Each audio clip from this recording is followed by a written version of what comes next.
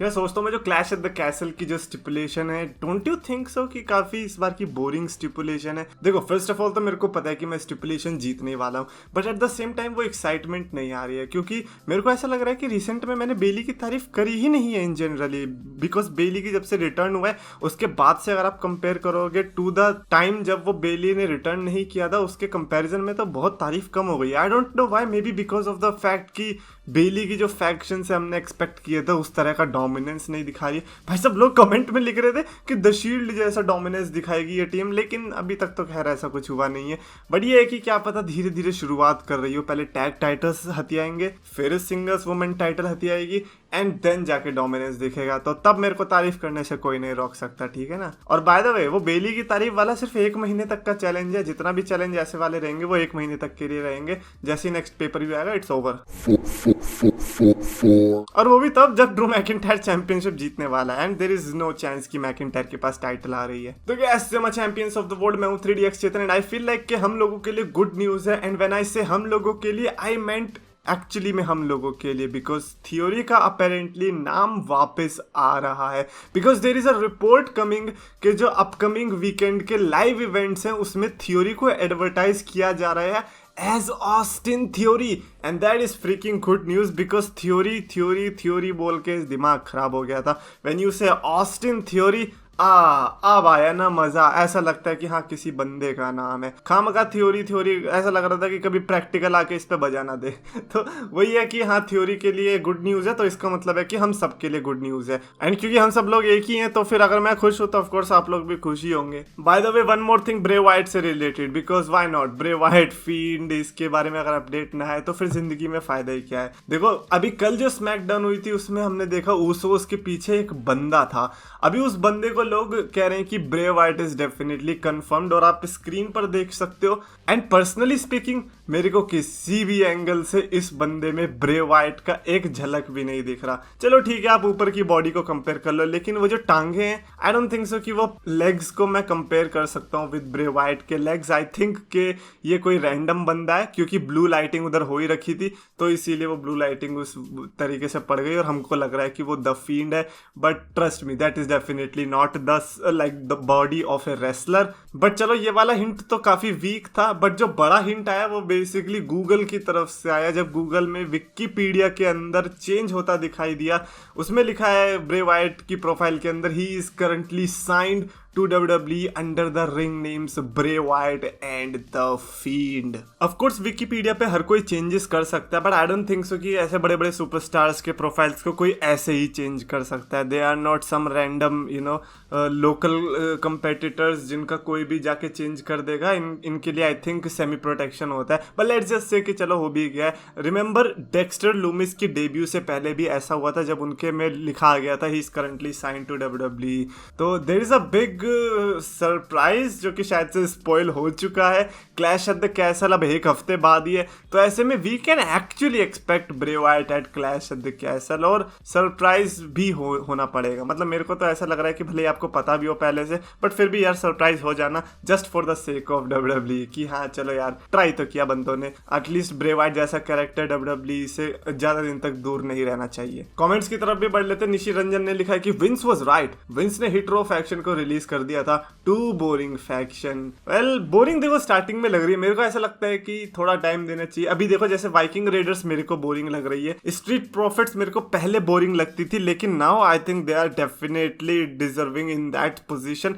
मतलब Street Profits ने वो करके दिखाया कि हाँ आप ना एक फैन के अंदर घुस जाओ और उन्हें बता दो कि क्यों आप उस स्पॉट पर अपना प्लेस डिजर्व करते हो, और वो स्ट्रीट प्रॉफिट्स ने मेरे लिए कर दिया। तो मेरे लिए आई डोंट थिंक सो कि अब वो बोरिंग है। तो ऐसा ही आई थिंक हमें वेट करना पड़ेगा हिटरो के लिए। And to be honest Hit Row जो स्टार्टिंग में फेमस थी वो आइजिया स्वर्व स्कॉट की वजह से ज्यादा फेमस थी, and now the main player is not there, तो ऑफ कोर्स बोरिंग तो लगनी ही है। एंड स्पेशली आप अपना LA नाइट की फैक्शन कौन है वो डुपरी की ट्रिपल एम, उसके अगेंस्ट में लाओगे तो फिर तो दिक्कत ही है भाई, क्योंकि ट्रिपल एम के सामने कोई भी हिटरो को पिक नहीं करने वाला। ब्रा ने लिखा है कि you have copied the way of talking of the great one and you know it. Oh man are you serious? I don't think so कि द ग्रेट वन इस तरीके से बात करता है, बट लेट्स जस्ट से कि चलो copy किया भी है, that should be an achievement कि यार कितना 5 साल से मैं एक ही स्टाइल को कॉपी करके चला रहा हूँ।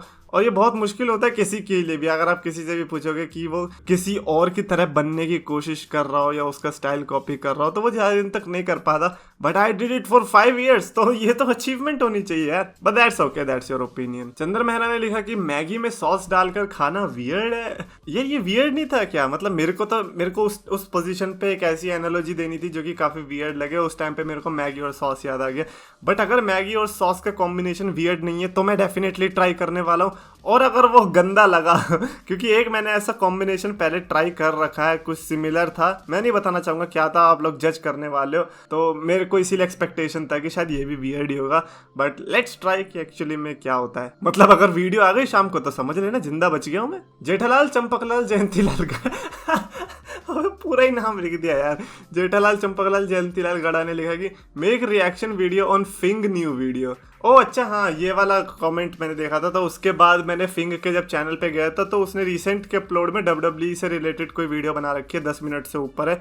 तो मेरे को नहीं पता कि उसके अंदर क्या है, but how many of you want कि मैं उस वीडियो पर रिएक्ट करूं, बिकॉज आई थिंक कुछ स्पेशल हो सकता है। फिंग की मैंने वीडियोस देखी है भाई, इंटरेस्टिंग तो होती है। एंड लेट्स सी कि ऐसा क्या बताने वाले हैं वो WWE के अंदर। तो डेफिनेटली रिकमेंड तो नहीं, मतलब हाँ कमेंट में बताना कि मेरे को वो वीडियो देखनी चाहिए या नहीं। सतेंद्र सिंह ने लिखा है कि imagine Edge winning WWE title and Cena dethrones him in August 2023 in Toronto and then Edge retires. बढ़िया भाई बढ़िया। मतलब आपने कनाडा के फैंस को ये पूरा ठान ही लिया है कि वो जो है नाखुश होके घर जाएं। व्हाई डू यू वांट कि एज जॉन सीना से हार जाएं? हाँ, you are a John Cena fan, that's why you want that. मतलब टोरंटो के फैंस कह रहे होंगे यार हमारे साथ ही हमेशा बुरा क्यों होता है? पहले मॉन्ट्रियल में स्क्रूजॉब हो गया, अब टोरंटो में आके ये कनाडा से दिक्कत क्या है WWE वालों की? बट इवन दो आपकी स्टिपुलेशन भली ही टोरंटो के अगेंस्ट में होगी, आई एम सेइंग कि मेरे को अगर आप एज और जॉन सीना एक सेंटेंस में दे रहे हो ना, मेरे लिए वही काफी है। मतलब जस्ट इमेजिन 2023 चल रहा है, जॉन सीना एज की राइवलरी चल रही है, उससे ज्यादा क्या चाहिए जिंदगी में? आई थिंक जो भी सिचुएशन होगी एज वर्सेस सीना डेफिनेटली होना ही चाहिए। उदित नारायण आचार्य ने लिखा है कि Sami Zayn as underdog should defeat Roman for the title like Bryan did in WrestleMania 30। By the way Bryan Roman Reigns को लेकिन हरा नहीं पाए थे। Yup, Randy Batista Triple H को हरा दिया था, लेकिन रोमन को हराना थोड़ा मुश्किल हो गया।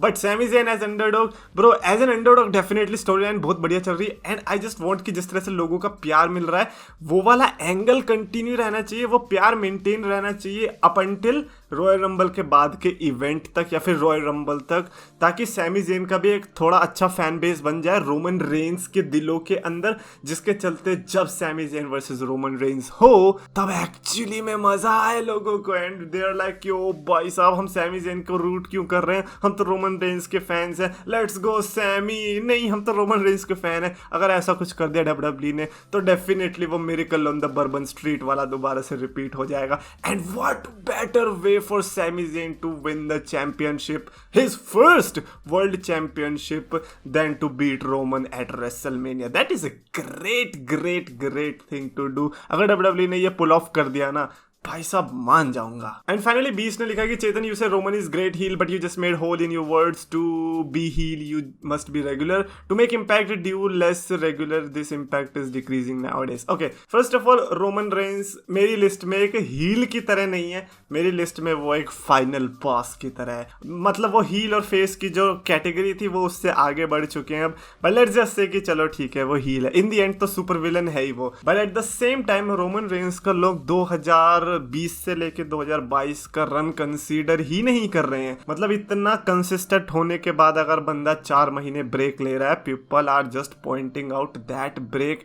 आई have no idea why, but it's just people's nature I guess these days. अगर रोमन रेंस ये स्टार्टिंग से कर रहा होता देन शायद से इस बात में दम होता, but now I don't think so कि इस बात में उतना दम है। बट सिंस आपका नाम बीस्ट है तो आई एम अज्यूमिंग कि आप ब्रॉक लेसनर के फैन होंगे, तो अगर उस वे में कह रहे हो then I can understand that. Anyways that's it for this video. Definitely comments में लिखकर बताना किसी भी चीज से रिलेटेड अगर आपको कुछ कहना हो तो। और अगर आपको वीडियो पसंद आए तो प्लीज लाइक करो, शेयर करो, चैनल को सब्सक्राइब करो। भाई इतनी चीजों के अलग अलग बारे में बात करते हैं कि अब कमेंट सेक्शन के लिए पूछने को ही नहीं होता। अब तो सीधा ये होता है कि जिस भी बारे में बात करनी है बताओ, या फिर आपको कुछ लिखना है तो लिखो, तभी तो यार कमेंट सेक्शन में मजा आएगा। एक ही चीज के बारे में लिखेंगे तो उतना कुछ खास मजा आता नहीं। तो यस, मिलते हैं अब सीधा अगली वीडियो में, अगर मैगी और सॉस के कॉम्बिनेशन से जिंदा बच गया तो।